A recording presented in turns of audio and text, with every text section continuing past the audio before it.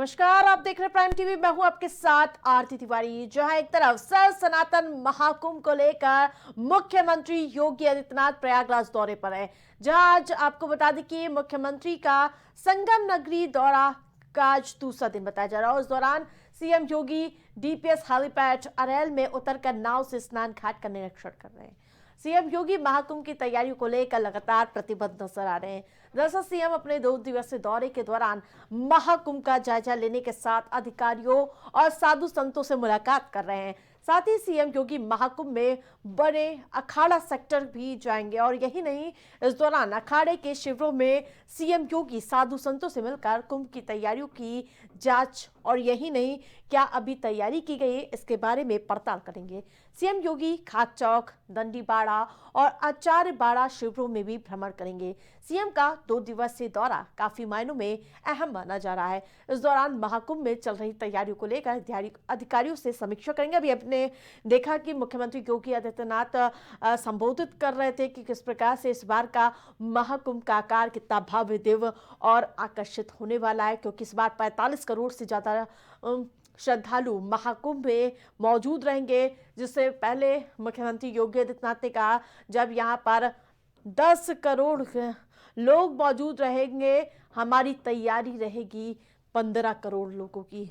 जिस प्रकार से मुख्यमंत्री योगी आदित्यनाथ हो, चाहे पूरा प्रशासनिक अमला पूरी तरह से मुस्तैद नजर आ रहा है। ज्यादा अपडेट के साथ संवाददाता नितेश हमारे साथ जुड़ चुके हैं। नितेश, जिस प्रकार से समय अब 3 दिन का महज बचा हुआ है, मानिए 2 दिन ही बचे हों, लेकिन तैयारियां अभी तक कहां तक पहुंची हैं, हमारे दर्शकों के साथ साझा करिए।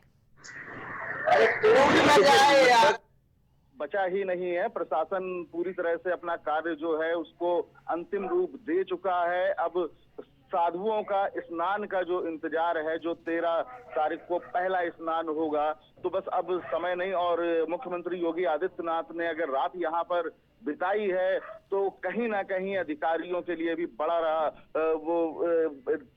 कहने के लिए रहेगा कि योगी आदित्यनाथ अगर यहाँ पर देख रहे हैं, समझ रहे हैं चीजों को, एक जिस तरह से एक राज्य का मुख्यमंत्री ही नहीं, जिस तरह से एक परिवार का मुखिया होता है जो सारी चीजों पे नजर रखता है, तो कहीं ना कहीं तैयारियां पूरी हो चुकी हैं। और लगभग 1-2 चीजें जो बची हुई थी, तो उसके लिए मुख्यमंत्री ने कल खुद ही कहा था कि वो भी मैं अपनी निगरानी में उसको पूरा करवाने वाला हूँ। बिल्कुल, अहम बात ये हो जाती है कि 2 महीने के भीतर ये 6वां दौरा है, लेकिन ये दौरा काफी अहम इसलिए हो जाता है क्योंकि इस बार 2 दिनों के दौरे पर है और आयोजन सामने है। कितनी तैयारियां देख पा रहे हैं आप अभी तक हो चुकी हैं?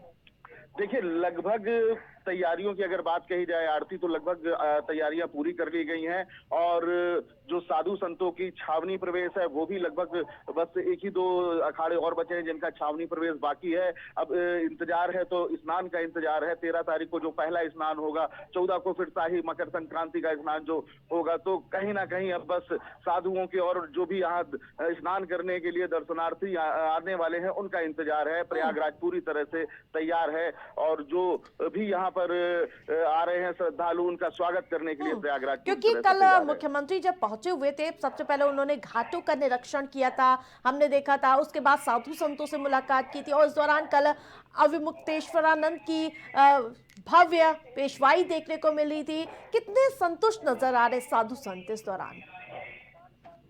देखिए, अगर साधु संतों की बात कही जाए तो कल अखाड़ा परिषद के अध्यक्ष रविंद्रपुरी जी से भी योगी आदित्यनाथ की मुलाकात हुई, बातचीत हुई और योगी आदित्यनाथ को उन्होंने एक मनसा देवी की तरह की भेंट दे करके सम्मानित भी किया।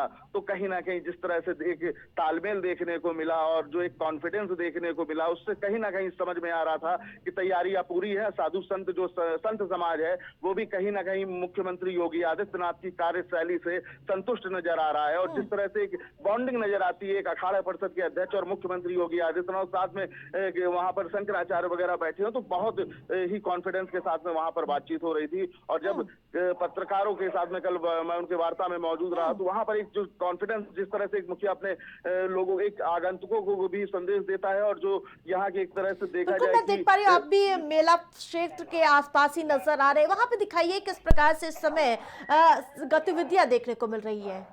देखिए गतिविधियां क्या हमारे साथ में यहाँ पर कुछ लोग खड़े हुए हैं, मैं कोशिश करता हूँ बात करने की। बिल्कुल। भैया, हेलो भैया, एक मिनट के लिए।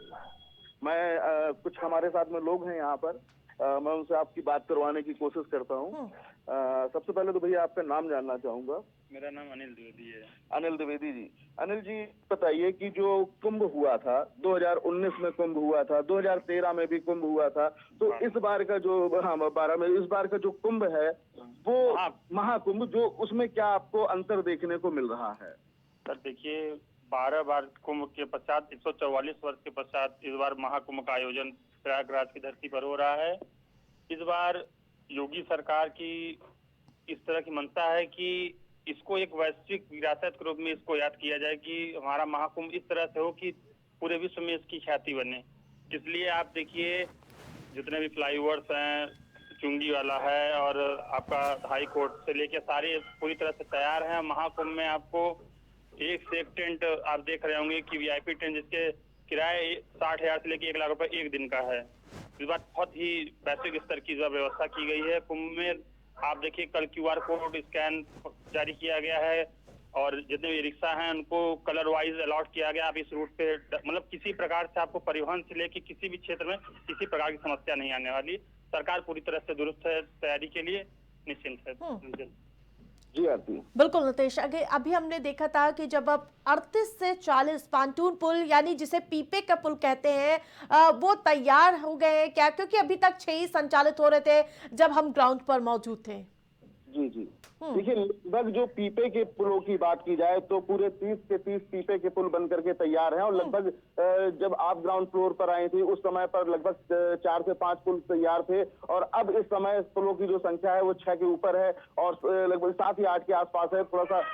और लगभग अब जो भी यात्री हैं, शरणार्थी आ रहे हैं, उनको किसी तरह की दिक्कत का सामना नहीं करना पड़ेगा। लगभग इतनी व्यवस्था वहां पर चारों चौबंद है और अब रही 13 तारीख से, तो लगभग 13 तारीख को सारे पुल लगभग चालू होंगे और ये पुलों का निर्माण कार्य इसमें चलता रहता है क्योंकि बहुत बड़ा मेला है, बहुत बड़ा आयोजन है, तो कहीं ना कहीं वो चीजें तो चलती रहेंगी। बिल्कुल। कल्पवास की अगर मैं बात करूं, आज से उसका क्या शुभारंभ होने वाला है?